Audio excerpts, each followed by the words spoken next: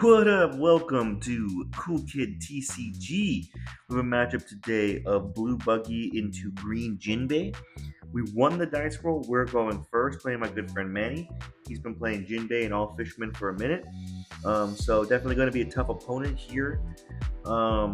In my experience, a good card in the matchup is 7 cost Del Flamingo because it allows us an answer to get rid of that Jin base. Just have to be super cognizant of what I play down. If I want to play things down, I want them to have high power so that if you rest them, they're much harder to swing into. I know he has a lot of access to resting. Jinbe can rest a 5 cost. He's got a Fisher Tiger that can rest things. And the more it just snowballs, the more we can get into trouble. But yeah, we're going to start off. We mold our hand. We're going to have a cross-skilled searcher, so we get to search top 4. And unfortunate that we're going to bottom deck that one Dope. Would like to add that to hand, but can't search it. So thinking about whether to grab a 2K, we're going to grab the 2K Kabaji. It has 6,000 power. That's why I opt for that over the Moji in case he gets rested. He goes to his 2 Dawn turn, and he's going to tap 2 in totality for Shirahoshi Searcher, search top 5 for Fishman Island or a Neptunian, I believe. Be able to add a 2K Neptunian to hand. We go to our 3 Dawn turn. The idea here is we're going to search. We have 3 Galdinos, so we're going to play all 3. We spend 5 life, he counters out. So we can add things to our hand. We're going to add a 10 cost. We didn't have great options there, bottom decking 2 non-cross skills. We're going to do it again. Could grab a promo Buggy here, but we're going to play that. I think we have a Mihawk, so now we have a play we could do next turn, and then we're going to do one final one.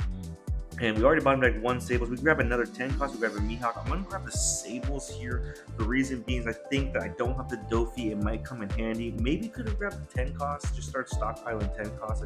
I think I have 1 in hand already. But yeah. He taps 1 to search with the Shirahoshi. His leader effect, by the way, is at the end of his turn. He can restand a Dawn and a Fishman Island. So he's able to continually restand that Shirahoshi. He's going to spend 5 life. We get the Croc and Mihawk. He's going to tap 3 for a Praline blocker. We go to our 5 Dawn turn. We're going to spend 5 life. He's thinking about whether to take, and he ultimately decides to counter out. And then now we're going to leader effect, and the idea here is thinking about what to pitch. I could pitch the Sables. That's the obvious one to me, but I think I'm going to hold on to it. So I'm thinking about what else to pitch. And it's kind of just like pitch a 2K at this point. Like, I don't want to pitch. Thinking about pitching the Alvida, but I want that for the next turn for the Croc and Mihawk. Don't want to pitch a 2K, but I think ultimately I'm going to have to. So I'm going to pitch the 2K Kabaji here. That's what I'm leaning towards. We pitch it. We're going to play Croc and we're going to play Promo Buggy into Mihawk. We're going to draw 2, trash 1. We're going to trash the Promo Buggy. We don't need another one. The reason I went for this over the Croc and Mihawk is because they 8,000 power and 7,000 power, high power ones that also have high cost. It'd be hard to rest. Like if you play the character Jinbe, you can't rest either of them. He's baiting me here with a 5K swing, but I'm ultimately going to fall for it because I have a 2K in hand. I'm not fall for it, but allow it. I'm gonna block because I'm thinking about he has 6 Dawn. What could be coming? If it's the Jinbe, he's gonna be able to swing 8, which it is the Jinbe, and I can just give him a 2K. Potentially, maybe I should have just took the hit and kept the 2K in hand. That could have been better, but ultimately, I thought the block was going to be free, and I wanted to see if he had the Jinbe, and he did have the Jinbe. So I think that might be a slight mistake, the fact that I should have just taken it. We're going to leader effect, Croc and Mihawk, draw 2, trash 1. Thinking about what to pitch. We're going to pitch an Alvida. Want to keep that cross-skilled searcher for that 1 active Dawn I have left. And we're going to be able to draw 3, trash 2. We're going to pitch another Promo Buggy, and we can pitch the cross-skilled searcher now because we drew. Just going to pitch it. Going to swing 7 life now. Hopefully we can get that blocker or a life. I'm thinking like, what else I'm going to do? I'm not going to swing the Mihawk. He's thinking on trigger, and he ultimately decides not to trigger. So now here's going to be an interesting turn. I have like 3 or 4 cards in hand. I'm set up to 10 cost Buggy next turn. If I lose 1 body, I can still do it. He's going to tap 7 for a Hody. Take a life. He rests my Alvida and my Mihawk. So at this point, like, I'm gonna counter aggressively. He swings 8 into the Mihawk. I don't want to lose the Mihawk. I'll give him 2Ks for the Mihawk. My hand size is going down.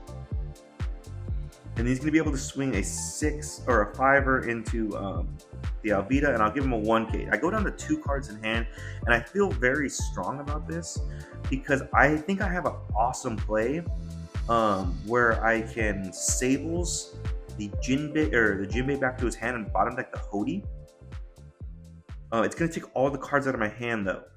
And this is what I think an interesting turning point in the game. I'm just reading it can rest a 6 cost. I'm okay bouncing that back to hand because if you rest my Alvida, that's fine. He's not going to be able to rest other things. I'm going to swing 5 life, and I'm going to swing 5 life again. And he gives me counter for both. And then here's where I'm going to do my plan. And I think this is a great plan, and we'll see why in a second. So I'm going to go down to 0 cards in hand. I'm also thinking about whether to swing the Crockett Mihawk.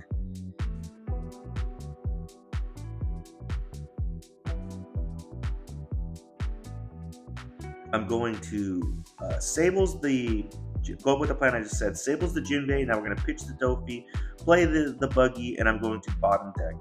But I'm at 0 cards in hand. Ultimately, I feel okay. I feel like this is a turning point. I feel like I've removed all the tempo and I can go on to potentially just take control of the game next turn. But where if I had 1 more card in hand, things would be different, as we're about to see. Yeah. He's going to tap 6, I believe, for Fisher Tiger, or 7 that rests anything. And he's able to tap 2 and pitch a Fisherman Island for a Buggy, or excuse me, for a Vanderdecken, which KOs any rested thing. And I don't have a card in hand to protect off Crockett Mihawk. And now he's going to swing into the Alvida. And now I'm just in a horrible spot. I have 0 cards in hand. I just drew a 4-cost Buggy. Things are not looking good just because of that turn. If I had 1 more card in hand, I guess we can get into the takeaways later. But now I'm thinking about what to do. If I swing my board, it's going to die. But if I don't swing my board, he could potentially rest it anyways. I know he has a Jinbe, so he can't play that Jinbe and rest anything while doing so. He can't rest the Crockett Mihawk and he can't rest the Mihawk. I'm going to swing a 9 at life. The reason I decided to swing 9 is because if he's going to counter out, I'll let him do it. And I want to also kind of bluff like I have other plans. I'm just going to pass. An objectively better play is putting all 10 down on swinging. But I at least want to bluff like I have another play. And potentially make him counter a whole bunch out. So that was the idea behind swinging 9 and leaving 6 down up. Yeah. So his board currently has he has a Shirahoshi Searcher, he has a 3-cost Praline Blocker, he has the Fisher Tiger 7k power, and he has a Vanderdecken, which is a weak body. He's going to tap 9 for a Zoro that can restand itself, and now he's thinking about whether to swing, and I'm praying to God he swings so I can get some cards and potentially get a 10-cost, but he just passes. And I don't have a 10-cost Buggy to get rid of that Zoro, and I don't have a way to find one. I have a Pudding and I have a 4-cost Buggy, which is like one of the worst hands I could have right now. And so I'm just thinking about what to do. I'm probably just going to do the same exact thing I did last turn. But here's where I make a mistake. I've already shown this play. I should just swing all 10 because he's going to Grand Triclizimo and counter out. So he goes +5. And I'm just going to pass with 6 Dawn standing. I should have put all 10 Dawn on. I already showed this play to him. And I should have either made him take a life or use that blocker. He's going to search with the Shirahoshi, tap 1, search for Fisherman Island or a Neptunian. He's able to add an Aladdin. And then, yeah, this is a turn. Well, I could potentially lose this turn. He can swing that Zoro 3 times. He goes to put a Dawn and swing the blocker.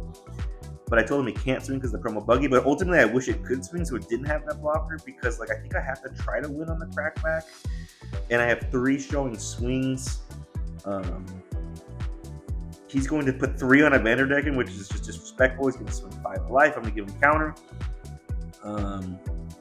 Now he's down to 6 standing Dawn. So I'm just thinking, could he do some kind of play where he rests and Vanderdeckens again It doesn't seem like he's going to be able to, so I could give him a 5k. He swings another 5 in life, and I give him 1k.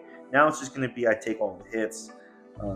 He's restanding his Zoro multiple times. I'm just going to take all the hits, and I mean, I think I have to. I could counter out, I guess, but I think I kind of have to take the hits.